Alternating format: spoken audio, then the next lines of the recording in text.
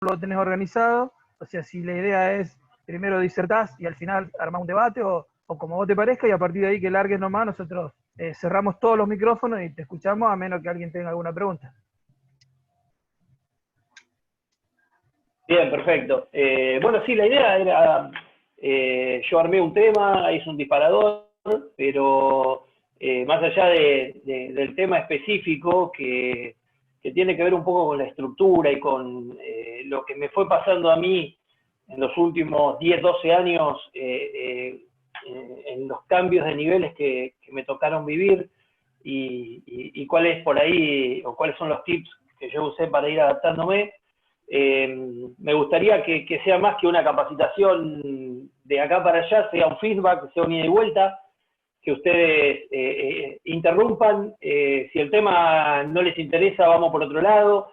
Me tomé la libertad de tener 4 o 5, por las dudas, charlas abiertas por si el tema quiere ir por otro lugar, porque sé que por ahí hasta estamos cansados de 6 meses de Zoom y que la oferta y la demanda de material ha sido muchísima. Así que sea un ida y vuelta, esto para mí también es aprender. Agradecerles a ustedes por la convocatoria, felicitarlos a los entrenadores por esto de juntarse, que la verdad que está bueno, que puedan igualar ideas, intercambiarlas, discutir y que además esa discusión llegue a la asociación, que estén presentes los directivos de la asociación, no es un dato menor y me parece que está bueno y es lo que va a hacer crecer a todas las partes, ¿no? Justamente cuando uno piensa en una estructura y se cree que la estructura pasa solamente por lo que es el club o lo que uno hace como entrenador en su lugar, ya empieza equivocándose, porque la estructura depende de todo lo que nos rodea. Así que, pues nada, si les parece, vamos por ese lado. Yo inicio con el disparador y en el momento que quieran, cuando quieran, me cortan o a través de Daniel o de Carlos, no sé quién quiere moderar, o directamente levantan la mano. Que por ahí el tema de la mano es complicado si abro o comparto la pantalla, así que no los voy a ver, pero o a través de Carlos o me interrumpen directamente, no hay problema. Así que bueno, si les parece, quedamos así. Arrancamos, o Daniel, empezás vos, no sé, como quieras. No, bien, estamos de acuerdo. Cerramos todos los micrófonos y te escuchamos. Bien, perfecto. Bueno, creo que no necesito presentarme porque todos me conocen, hemos compartido cancha, hemos compartido enfrentarnos, hemos compartido las provinciales, torneos de inferiores, ligas provinciales de inferiores con muchos de ustedes, nos hemos enfrentado, así que saben quién soy y saben de dónde vengo y bueno, lo que hoy me toca, o en el lugar en el que hoy me toca desarrollarme, que es la Liga Nacional. Como siempre digo, es un lugar en el cual estoy de paso y lo que a mí me hizo o me dio la posibilidad de estar hoy en el lugar en donde estoy es todo lo que pasó antes. Así que la idea del disparador, y si no les molesta empiezo a compartir la pantalla. Un poco era de qué manera, me dicen si la están viendo, de qué manera perfecto, yo pienso o fui construyendo. Bien, bien. ¿Cómo pienso o fui construyendo lo que me parece que si mañana tengo que ir a un club, que sea de Liga Nacional o un club de barrio o el club de mi pueblo, cómo encaro un proyecto de básquetbol, ¿no? ¿Cuáles son las pautas que voy a tomar en cuenta y de qué manera, a partir del liderazgo que uno tiene que ejercer como entrenador, puede generar esa estructura y esos satélites que le permitan desarrollar un proyecto? Generalmente cuando lo hacemos en clubes como los que la mayoría de ustedes están, son proyectos a mediano o largo plazo, salvo que uno vaya a dirigir un equipo de Primera División o Liga Nacional por un torneo en particular, pero sino en general, los proyectos que la mayoría de nosotros encaramos son a mediano o largo plazo y tienen que ver con esto de ser entrenadores de multicategoría, de varias categorías, ¿no? No todos tenemos la posibilidad de que haya en el club donde estamos desarrollando nuestra idea, y ahora les voy a explicar por qué cambié, iba a decir proyecto, pero no creo en los proyectos, sino creo en las estructuras de trabajo y en los programas de diseño. Me parece que ahora lo van a ver después, qué es lo que yo creo de los proyectos. Como les decía, la mayoría de nosotros no tenemos la suerte de tener 5 o 6 entrenadores, cuerpo médico, cuerpo técnico completo, preparadores físicos, gimnasio, nutricionista, psicólogo. Bueno, muchas veces tenemos que hacer un poco de todo, y a partir de eso, esto que van a ir viendo, y junto con en un intercambio que me tocó tener compartiendo equipo con un docente de los mejores que tiene nuestro país en planificación y estructura, que es el profesor Claudio Fratoni, que también lo deben conocer, escribimos algunas ideas, así que las comparto con ustedes y podemos empezar a discutir si les parece. A ver. Y esto me dio la bola, ahí estamos. Bien, la primera placa dice los intangibles, que podría ser un grupo de cumbia, tranquilamente, o podría ser una película, porque es un buen nombre, y ahí actuaría Peretti, Seguro y Suar, pero en realidad los intangibles tienen que ver con los activos invisibles que no pueden faltar en una estructura que uno desarrolla, ¿no? Y qué es lo que necesitamos nosotros para no solamente empezar un proyecto, sino para sobrellevar un proyecto. A mí me tocó estar varios años seguidos en el Club Alma Junior, ahí es donde conocí a la mayoría de ustedes, en donde yo llego como asistente del torneo federal, pero termino después haciéndome cargo de la coordinación del básquet, y como mi rol fue cambiando, también tuve que ir cambiando la forma de encarar el día a día y cuál era la idea, ¿no? del trabajo que tenía que ir desarrollando. Entonces, básicamente, estos intangibles que yo creo que no pueden faltar, insisto, no solamente cuando uno empieza un proyecto, ¿no? Sino cuando nos toque, si Dios quiere que sea pronto, volver de la pandemia a la vida normal de nuestros clubes, esto podría ser también un camino para recorrer, a partir del cual mejorar lo que yo ya estaba haciendo, que por ahí es muy bueno, pero que a partir de mi liderazgo como entrenador lo puedo llegar a pulir. Y acá van a encontrarse con algunos puntos que son los que están ahí. El tema del diagnóstico, sí podría ser uno de los puntos que no pueden faltar cuando uno va a empezar un proyecto en un club. Tiene que hacer un diagnóstico de situación que involucra un montón de factores y que hay que encarar.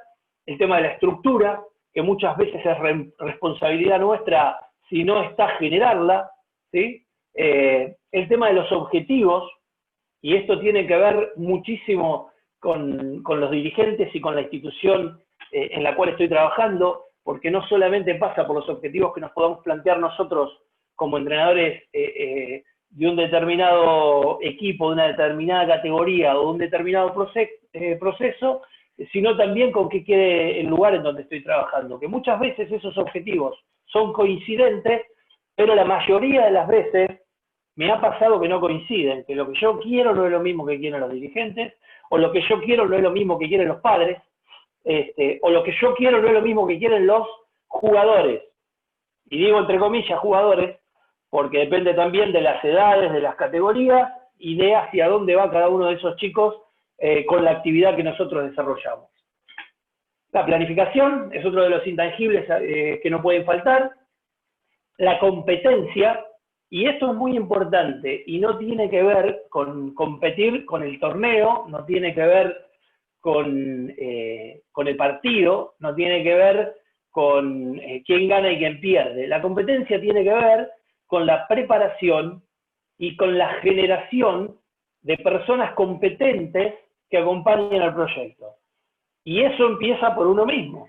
El primero que tiene que ser competente y prepararse para desarrollar un determinado o una determinada idea de trabajo es uno mismo.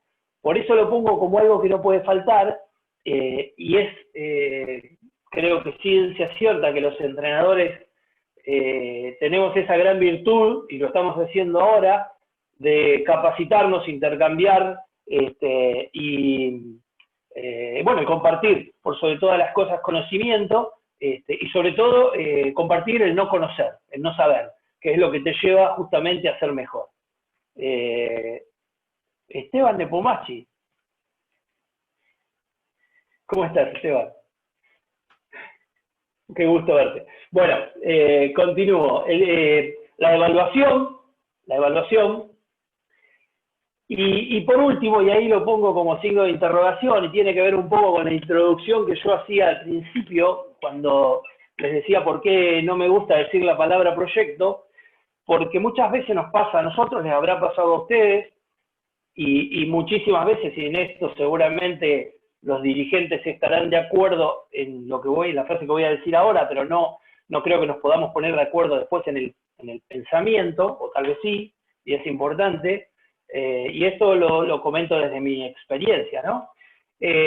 Muchas veces pasa que cuando un dirigente de un club nos convoca, nos dice, presentar un proyecto. Y ahí es donde empieza, donde yo me di cuenta con el tiempo de que empezamos a hablar un idioma diferente. Yo hace bastante ya que cuando alguien me dice presentar un proyecto, automáticamente le digo que yo no soy capaz de presentar un proyecto. ¿Por qué? Porque ¿qué es un proyecto? Un proyecto es una idea, y es lo que tiene los fines de hacia dónde uno quiere ir. Y eso te lo tienen que marcar, presentar y decir los dueños de la pelota, que son en general los dirigentes. Entonces el dirigente tiene que venir y decirme, el proyecto del club es jugar la liga local, no sé, de Suardi. O el proyecto es jugar el torneo federativo de la provincia de Santa Fe. El proyecto apunta a jugar la Liga Nacional. Ok, perfecto. Ahí es donde yo me tengo que sentar y establecer, a partir de todos estos intangibles y de algunas cosas que vamos a ir charlando, tengo que establecer cuáles son los lineamientos o la mecánica que yo considero que es la más correcta para llevar adelante el proyecto que el dirigente me presenta. Lo que nosotros tenemos que presentar justamente son lineamientos, son mecánicas y son formas. Pero nunca, y esto es muy personal y lo podemos discutir, nosotros tenemos que presentar un proyecto. Porque, insisto, probablemente si hoy viniese el club de acá de mi pueblo, Sportivo de 25 de Mayo, y el presidente me dijera, presentar un proyecto, yo le presento un proyecto para jugar Liga Nacional. Y la realidad, porque es lo que yo quiero, ¿no? Lo que ambiciono, pero la realidad es que mi pueblo, en la cancha que tiene, no puede jugar más que U15, porque no tiene las dimensiones correctas. Entonces estamos chocando con algo que no nos vamos a poder poner de acuerdo nunca, y esto por eso lo quería marcar, y marcar como un intangible a discutir, de cuál es nuestra función dentro del desarrollo o la generación de una estructura para llevar un lineamiento que permita cumplir el proyecto que el directivo, el club, la escuela de básquet, el colegio, porque no solamente el básquet se puede desarrollar en un club. Mi primera experiencia como profe de básquet fue en el Colegio Honorable Congreso de la Nación, dando una actividad basquetbolística extradeportiva. Entonces yo ahí comencé como entrenador, y ese puede ser mi lugar de trabajo, y en donde yo tengo que adaptar y presentar los lineamientos para llevar adelante el proyecto, que era actividad extraescolar, ¿sí? Y puede ser Liga Nacional. ¿Estamos hasta ahí más o menos? ¿Quieren discutir algo? ¿Ya se aburrieron? ¿Me van diciendo, por favor? Si no, seguimos.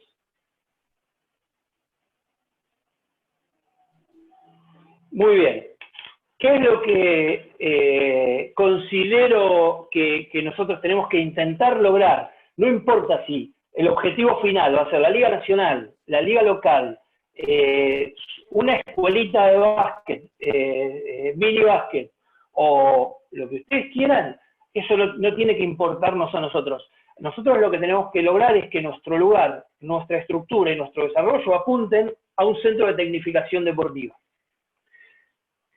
Dentro de ese centro de tecnificación deportiva, estos son puntos, los que están apareciendo en la pantalla, que son importantísimos y que obviamente van a tener que ir desarrollándose a través de los objetivos finales, pero ninguno de estos puede faltar.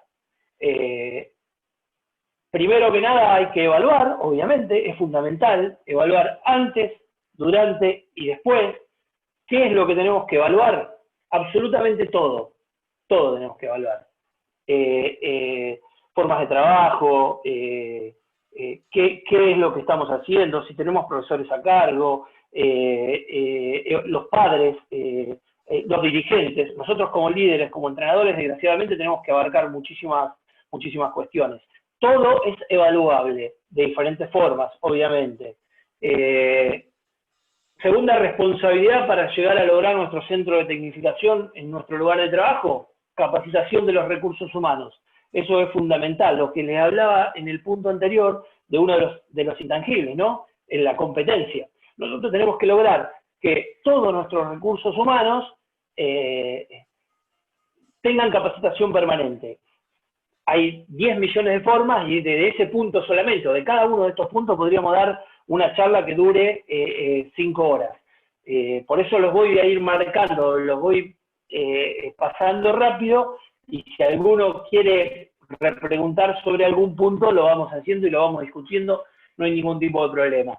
Capacitación de los recursos humanos. Tengo que obligar a mi dirigente a capacitarse, y si no tengo dirigente y el que me paga a fin de mes es un papá, también lo tengo que capacitar.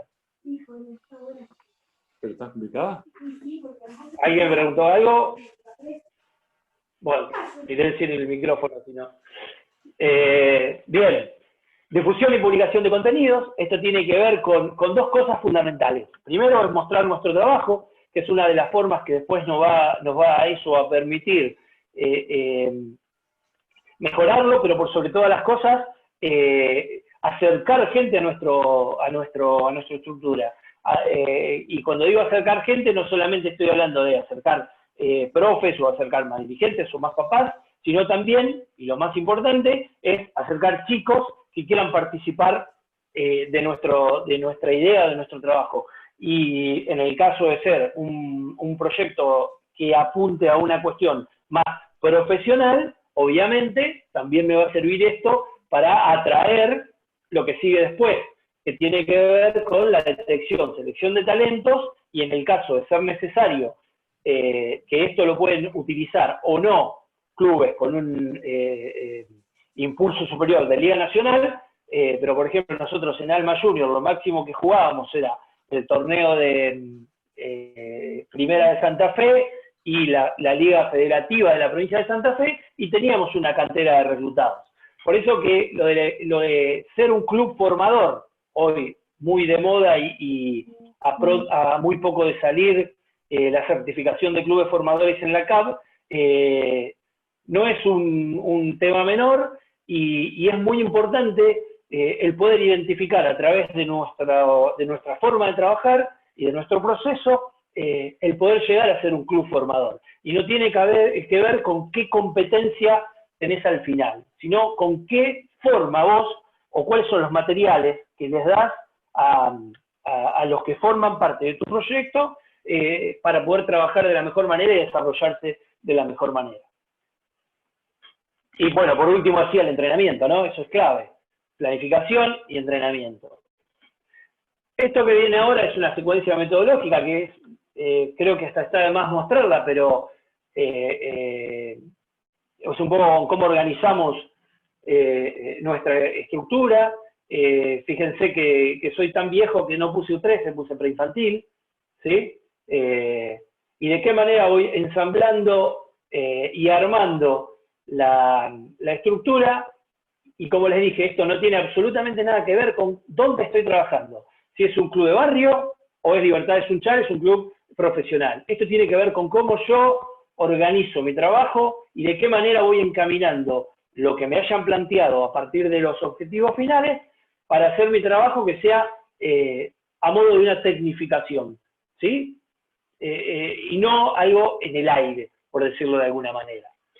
Esta parte de la secuencia metodológica tiene que ver con todo lo que es la escuela de iniciación deportiva, ¿sí? La escuela de motricidad, psicomotricidad. Hoy hay un montón de nuevos factores que son importantes. Ayer estuve escuchando una charla de Pablito Yenga y Juan Lofrano en un curso que están dando para Costa Rica, en donde arman todo el proceso del mini baloncesto, que está genial, y obviamente no me voy a meter en un tema del cual podría hablar, pero no soy especialista, o me alejé hace un tiempo, pero esto es fundamental.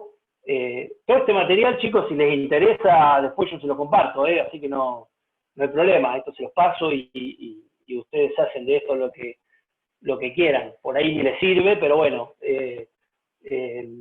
y por ahí a alguno le interesa y le sirve para organizar. Primera parte de la secuencia metodológica y primer paso dentro de lo que va a ser nuestro programa de tecnificación deportiva, que no es que lo anterior esté ajeno a esto, sino que es parte, pero es el primer paso y lo que me organiza para después poder seguir con la siguiente secuencia. En un programa de tecnificación deportiva, esto es un poco teórico, y esto es lo que armó Claudio Frattoni, como les comentaba al principio, ¿sí? Habla de la inclusión de un manager deportivo, y esto, insisto con que la imagen del manager deportivo puedo ser yo en mi escuela de mini baloncesto, no tiene que ser como cuando yo llegué a Libertad, el gringo Pelusi que armaba el equipo de la Liga Nacional, no hay que confundir lo que significa manager deportivo con el manager de un equipo profesional. Esto tiene que ver con los lineamientos del trabajo de un programa de tecnificación y que va muchísimo más allá, insisto, del tipo de competencia, el tipo de club y el lugar en donde estemos trabajando. Tiene que ver con estructura, tiene que ver con planificación y tiene que ver con orden. Entonces, para no ser repetitivo, ustedes habrán ido leyendo más o menos lo que está en las placas. Lo más importante de esta placa tiene que ver con eso que está corrido al costado y que tiene que ver con lo que dice ahí la secuencia AEMET, ¿sí? Es la secuencia que a mí me organiza para yo después poder desarrollar. La A significan acciones, la E son estrategias, la M es metodología y la ET son los equipos de trabajo que me van a permitir a mí desarrollar mi programa de tecnificación. Es muy importante, lo sabemos todos, la inclusión en el proyecto, en el proceso, no voy a decir más proyecto, de los puntos que se marcan en el último ítem, la preparación física, la educación física, la fisiología del esfuerzo, el entrenamiento deportivo, la planificación, el diseño y la evaluación. Fíjense lo importante que es la capacitación para nosotros. O por ejemplo, voy a hablar de los entrenadores más jóvenes. Yo soy viejo ya, los que vienen de la rama de la educación física están muchísimo más al tanto de todo esto y no hay que explicar absolutamente nada, porque lo manejan de taquito, por decirlo de alguna forma, porque están preparados para esto y estudiaron para esto. Pero pasa que muchos entrenadores jóvenes, me tocó vivirlo cuando estuve los 2 años en Salta, en donde tuve la chance de trabajar con la ENEVA allá, que no era un medio fácil, ¿no? Obviamente, porque no es Santa Fe, es donde hay un desarrollo distinto. Aquellos entrenadores que empezaban a hacer el nivel 1, por ejemplo, y que no venían de la educación física, carecían de un montón de estos aspectos y que hoy son fundamentales para poder encarar cualquier tipo de, no solamente de un proceso deportivo, de una estructura, de entrar a trabajar en un club, sino solamente para pararse frente a una clase.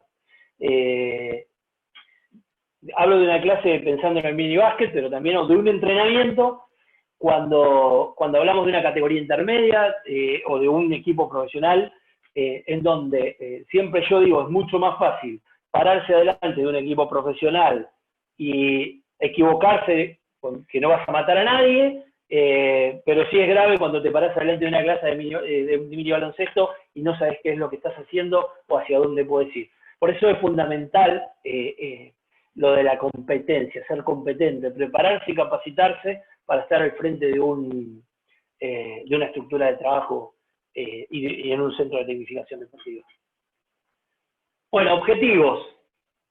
Los vamos a pasar rápido, porque no los quiero aburrir. Por ahí tienen más ganas de preguntarme cómo defiendo el pick and roll, y está bien. Además, incluso, y esto se los cuento que somos pocos, ¿no? En intimidad. Estaba dando una charla hace un mes y medio más o menos, y que nada que ver, liderazgo, y salta uno, levanta la mano y me pregunta por qué lo corté a Juan Manuel Torres, ¿viste? Que por ahí son cosas que les importan mucho más que todo este verso que está bueno, ¿no? Pero suele pasar, y también está bueno. Que después les cuento, si quieren, por qué lo corté a Juan Manuel Torres. Bueno, conducir al deportista a través de los estadios de entrenamiento, sistematizar el proceso de entrenamiento respetando el principio de continuidad. Estamos hablando de un proceso continuo, por eso les decía, siempre a mediano y largo plazo. Cuando uno se sienta y puede empezar a hacer un trabajo, si sabe que ese trabajo es a corto plazo y depende de los resultados, es muy difícil desarrollar nada, ya sea en una primera división, en un equipo de Liga Nacional o en una escuela de minibásquet. Siempre hay que pelear. He tenido la suerte de que en todos los clubes donde he estado, salvo Ciclista de Junín, que estuve 8 meses, pero fue por una decisión personal, siempre estuve más de 4 o 5 años. Y eso te permite terminar mostrando qué es lo que vos haces y cómo trabajás. El tiempo, el desarrollo, el perdurar en un lugar que tiene sus cosas a favor y obviamente tendrá sus cosas en contra, para mí es fundamental para poder llegar a destino con algo que uno se va planteando, sobre todo a través del tiempo. Además, no hay nada más reconfortante para un entrenador formador que acompañar el crecimiento de un jugador, de un chico que llega al club con 13 años, como me tocó, por ejemplo, convivir con Marquitos de Lía, que llegó al club a los 13, se fue a Boca a los 19, y un día lo ves en la selección nacional. Y eso uno lo acompaña, ¿no? No es más que eso, un acompañador de procesos, pero es muy lindo poder disfrutarlo. Me tocó con Gastón García, que lo conocemos todos porque es de Reconquista y lo habrán sufrido más de uno en los provinciales. Me tocó con el Cabezón Basabe en Alma Junior y con un montón de chicos.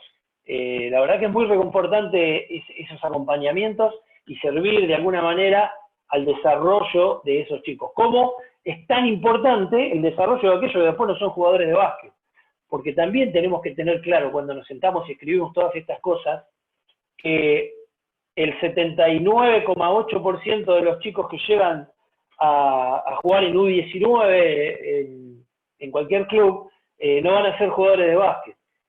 Y creo que me quedo corto, le diría el 90%. Se amplió o bajó ese número a partir de que explotó la cantidad de equipos en el federal y en los torneos provinciales, que hay muchos que siguen jugando y está buenísimo que así sea, sin por ahí llegar a tener la posibilidad de vivir de la actividad, sino que lo hacen como actividad complementaria, y muchas veces nosotros trabajamos más para esos que para los que están jugando en Europa, no les quepa ninguna duda. Por eso es muy importante tener claro que no solamente trabajamos para Campazo, nosotros en general trabajamos para los otros, mucho más que para los Campazos. Y eso también es parte del proceso de tecnificación.